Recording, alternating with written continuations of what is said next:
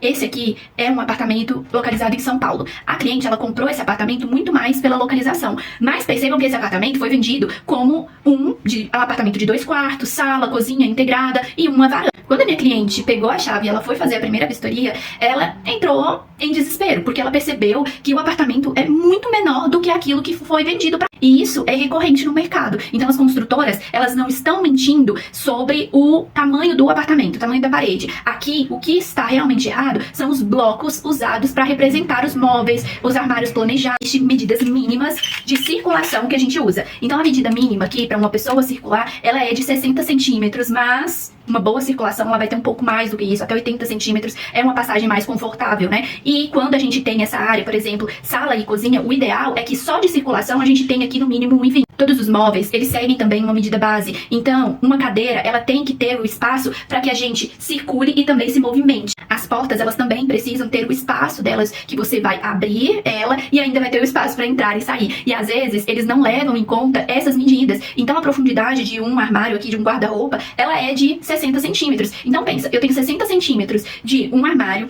no mínimo aqui, para uma medida confortável, a gente vai ter aqui 80 centímetros de circulação e mais a medida da cama, se essa cama ela for aqui de casal ou de solteiro, e também tem modificações dessas medidas. Quando o cliente chega até nós para que a gente tente aqui modificar essa planta, a gente tem aqui o famoso barato que sai caro. Por quê? Porque muitas vezes essa solução vai ser somente com móveis planejados, onde a gente pode ter aqui um preço um pouquinho mais alto, e às vezes você comprando um apartamento maior, a gente não precisaria de tantos armários planejados como a gente vai precisar aqui. Esse é somente um dos problemas que a gente tem quando a gente compra apartamentos na planta. A gente precisa também entender de insolação e ventilação, a gente precisa entender de hidráulica, e outra questão que a gente tem aqui é um apartamento estrutural.